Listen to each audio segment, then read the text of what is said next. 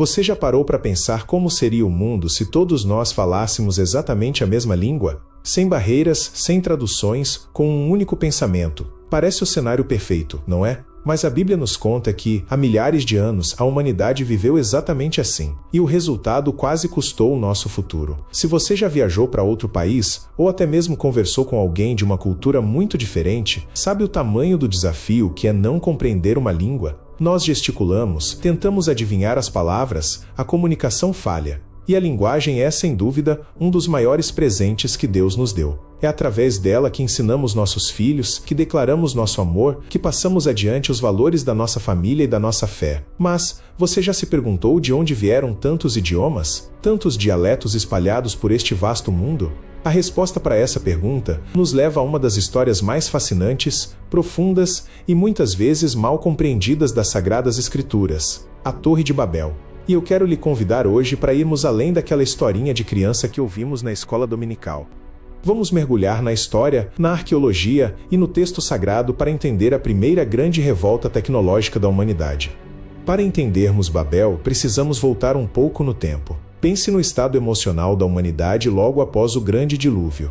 Noé e seus filhos, Sem, Cã e Jafé saíram da arca para um mundo que havia sido completamente lavado, um planeta esvaziado, silencioso. Deus havia dado uma ordem muito clara a eles em Gênesis 9, frutificai, multiplicai-vos e enchei a terra. A vontade de Deus era a expansão, a diversidade, famílias povoando os vales, os montes e os continentes. Mas o coração humano, marcado pelo trauma do dilúvio e pelo medo, escolheu outro caminho. A Bíblia nos diz em Gênesis 11 que, partindo do Oriente, os homens encontraram uma planície belíssima e fértil na terra de Sinear. Era o vale banhado pelos rios Tigre e Eufrates, o berço da civilização, que hoje conhecemos como a antiga Mesopotâmia, no atual Iraque. E ali, em vez de se espalharem, eles disseram: vamos habitar aqui. O medo superou a obediência. Eles pensaram: se nos espalharmos, ficaremos vulneráveis. Vamos nos concentrar. A nossa segurança está em ficarmos todos juntos. Meus irmãos, como isso soa familiar, não é? Quantas vezes, movidos pelo medo do amanhã, nós também ignoramos a direção de Deus e tentamos construir nossas próprias fortalezas de segurança. Eles queriam garantir o próprio destino, mas havia um problema geográfico na planície de Sinear.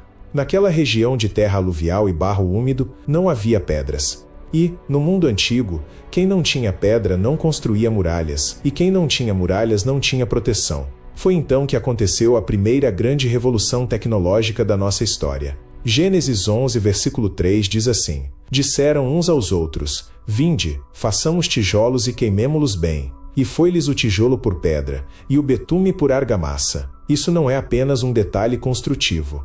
Eles descobriram que podiam pegar o barro mole, moldar, secar ao sol e queimar em fornos a altas temperaturas. O barro virava uma pedra artificial, e o betume, um asfalto natural da região, selava tudo, tornando as construções indestrutíveis até pelas águas. Com a tecnologia dominada, sob a provável liderança de Nimrod, um rei poderoso e tirano citado no capítulo 10 de Gênesis, a humanidade se sentiu invencível.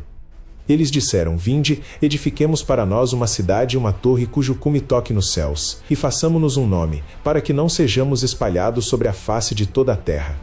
Perceba os três grandes desejos do coração afastado de Deus. Primeiro, construir uma cidade, uma ordem mundial centralizada. Segundo, construir uma torre que toque os céus. A arqueologia nos mostra que essa torre era um zigurate, um templo em forma de pirâmide em degraus. Eles não queriam literalmente encostar nas nuvens. O zigurate era uma estrutura religiosa. Eles queriam fazer uma escada para o divino pelo próprio esforço. Era a religião sem revelação, a espiritualidade sem submissão. E terceiro, façamos um nome para nós mesmos. Preste muita atenção nisso. Na Bíblia, é Deus quem dá o nome. Ele nomeou Adão, mudou o nome de Abrão para Abraão. Dar um nome significa dar identidade, dar propósito. Quando a humanidade diz nós faremos o nosso próprio nome, ela está declarando: nós não precisamos de Deus para nos definir.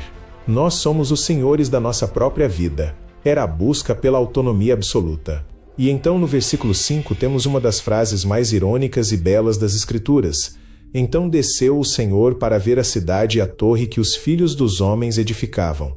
Eles se esforçaram tanto, criaram fornos, assaram milhões de tijolos, construíram o que achavam ser a coisa mais alta e gloriosa já feita.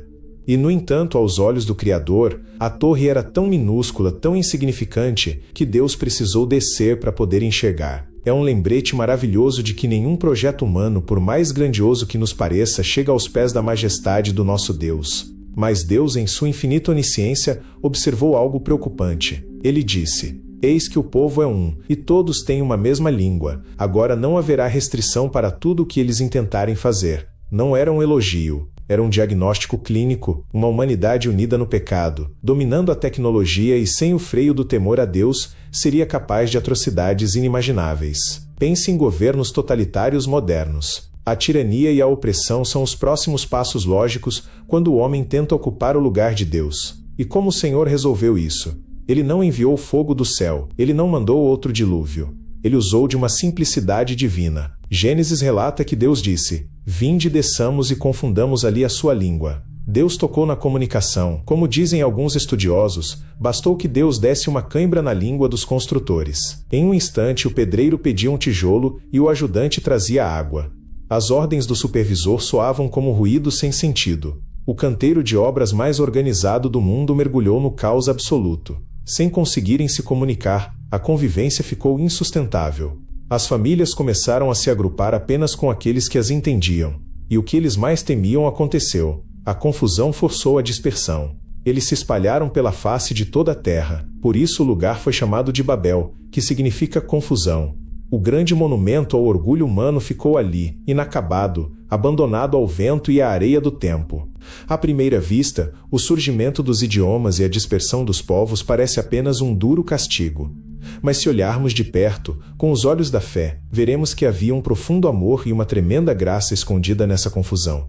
Se Babel tivesse dado certo, a humanidade teria criado um sistema global onde a necessidade de um Salvador desapareceria. Se fôssemos autossuficientes, quem buscaria Deus? A dispersão protegeu a humanidade de si mesma. E mais do que isso, preparou o palco para o plano de salvação. Foi a partir dessa humanidade dispersa, dessas nações separadas por línguas, que Deus pôde chamar um homem do meio deles, Abraão, e dizer: Em ti serão benditas todas as famílias da terra. E a beleza da Bíblia não para por aí. Séculos se passaram. O povo de Deus foi formado, Jesus Cristo veio, viveu, morreu pelos nossos pecados e ressuscitou. 50 dias depois da sua ressurreição em Jerusalém, o Espírito Santo desceu sobre a igreja no dia de Pentecostes. Você lembra o que aconteceu lá? Pessoas de todas as nações, falando diversos idiomas diferentes, estavam reunidas. E de repente, pelo poder do Espírito Santo, os apóstolos começaram a pregar, e cada pessoa ouviu a mensagem maravilhosa da salvação na sua própria língua materna. Meus irmãos, o que Babel dividiu pelo orgulho, o Pentecostes uniu pela graça. A confusão que castigou os homens arrogantes no Antigo Testamento foi revertida pelo milagre do Espírito Santo no Novo Testamento. Em Babel, o homem tentou subir a Deus por esforço próprio. Em Pentecostes, foi Deus quem desceu para habitar no coração dos homens. Em Cristo, não importa qual idioma você fala, nós somos novamente uma só família, um só povo, unidos pelo amor. No fim, a torre não alcançou o céu, mas expôs o coração de quem a ergueu. E talvez essa seja a parte mais forte de toda a história. Babel não fracassou por falta de inteligência. Não fracassou por falta de técnica. Não fracassou porque o projeto era pequeno demais. Babel parou porque toda grandeza construída para glorificar o homem encontra, mais cedo ou mais tarde, o limite imposto por Deus. E é por isso que esse episódio continua tão poderoso, porque ele nos obriga a olhar além das ruínas. A pergunta não é só como surgiram as línguas. A pergunta é o que acontece quando a voz humana se une para desafiar o lugar de Deus. A resposta de Gênesis é clara. A torre fica inacabada, a linguagem se parte, os povos se espalham e o mundo nunca mais volta a ser o mesmo. Talvez seja por isso que Babel ainda nos fascina tanto, porque ela parece antiga, mas fala com o presente. Fala da nossa ânsia por controle, da nossa necessidade de deixar marca, do nosso medo de desaparecer e da ilusão de que, se construirmos alto bastante, não precisaremos olhar para cima. Mas a Bíblia deixa o aviso gravado em silêncio entre os tijolos daquela cidade interrompida. Quando o homem tenta ocupar o centro do céu com o próprio nome, o céu responde. Se esse vídeo abriu uma nova visão sobre Babel para você, escreve nos comentários o que mais te impressionou nessa história. E se você gosta de descobrir os mistérios mais profundos da Bíblia de forma clara, intensa e marcante, curta o vídeo e se inscreva no canal. porque ainda existem muitas passagens que parecem conhecidas, até o momento em que você realmente enxerga o que estava escondido nelas.